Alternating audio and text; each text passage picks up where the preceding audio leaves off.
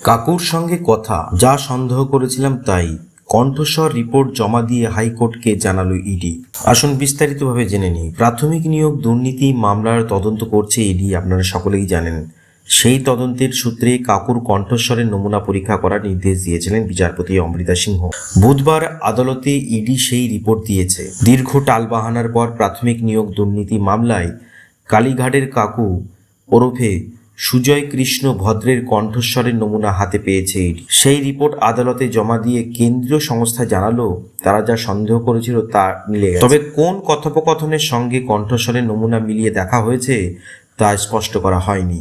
যদিও ওই কণ্ঠস্বর নিয়ে রিপোর্টে সন্তুষ্ট হতে পারেননি কলকাতা হাইকোর্টের বিচারপতি অমৃতা সিংহ। ইডি রিপোর্ট সংক্ষিপ্ত বলে অসন্তোষ প্রকাশ করেছেন তিনি। প্রাথমিক নিয়োগ দুর্নীতি মামলার তদন্ত করছে ইডি। সেই মামলায় তদন্তের অগ্রগতির রিপোর্ট বুধবার আদালতে জমা দেওয়ার কথা ছিল। ওই তদন্তের সূত্রেই কাকুর কণ্ঠস্বরের নমুনা পরীক্ষা করার নির্দেশ দিয়েছিলেন বিচারপতি অমৃতা সিংহ। সম্প্রতি ইডি সেই রিপোর্ট হাতে পেয়েছে। বুধবার আদালতে তা জমা দেওয়া হয়েছে।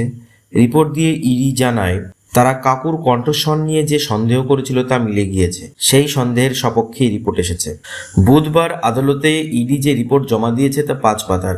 তার মধ্যে 3 পাতা জুড়েই কাকুর কণ্ঠস্বরের তথ্য রয়েছে। বাকি 2 পাতায় ছিল এই মামলায় ইডির সার্বিক তদন্তের রিপোর্ট। এতেই বিচারপতি অসন্তোষ প্রকাশ করেন। ইডির তদন্তের রিপোর্ট এত সংক্ষিপ্ত কেন, প্রশ্ন তোলেন বিচারপতি অমৃতা সিংহ। আদালতে ইডি যে রিপোর্ট জমা দিয়েছে তাতে শেষ 2 পাতায় সুজয় কৃষ্ণের সূত্রে এবং প্রাথমিক মামলায় সার্বিকভাবে এখনো পর্যন্ত ইডি কি সম্পত্তি বাজেয়াপ্ত করেছে তার হিসাব হয়েছে। মোট 134 কোটি টাকার সম্পত্তি বাজেয়াপ্ত করার কথা জানিয়েছে কেন্দ্রীয় সংস্থা।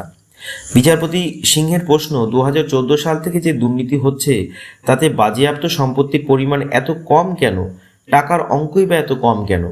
ইডি আদালতে জানিয়েছে আরও কিছু সম্পত্তি বাজেয়াপ্ত করার প্রক্রিয়া চলছে। সংশ্লিষ্ট দপ্তরের কাছ থেকে তার জন্য অনুমতি চাওয়া হয়েছে। প্রতিদিনই তদন্ত এগোচ্ছে। কিন্তু ইডির এই বক্তব্যেও পুরোপুরি সন্তুষ্ট হতে পারেননি বিচারপতি অমৃতা সিংহ। ইডির হয়ে আদালতে এই মামলাটি লড়ছেন আইনজীবী ধীরাজ ত্রিবেদী। এছাড়া মূল মামলাকারীদের আইনজীবী হিসেবে ছিলেন ফিরদৌস শামীম এবং সুদীপ্ত দাশগুপ্ত। আগামী 12 জুন এই মামলার পরবর্তী শুনানি।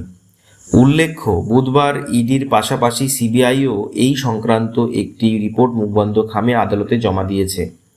সিবিআই আবার পৃথকভাবে জেলে গিয়ে সুজয় কৃষ্ণকে জেরা করার আবেদন জানিয়েছে কলকাতার বিচার ভবনে। নিয়োগ মামলাতেই জিজ্ঞাসাবাদের অনুমতি চেয়েছে তারা। নিয়োগ দুর্নীতি কাণ্ডে ইডির হাতে গ্রেপ্তার হয়েছিলেন সুজয় কৃষ্ণ।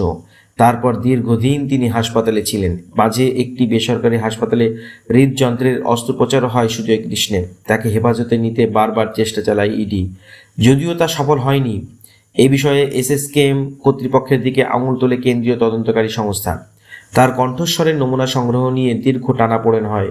তারপর গত 3রা জানুয়ারি জোকা ইএসআই হাসপাতালে নিয়ে গিয়ে কালীঘাটের কাকুর কণ্ঠস্বরের নমুনা সংগ্রহ করা হয়।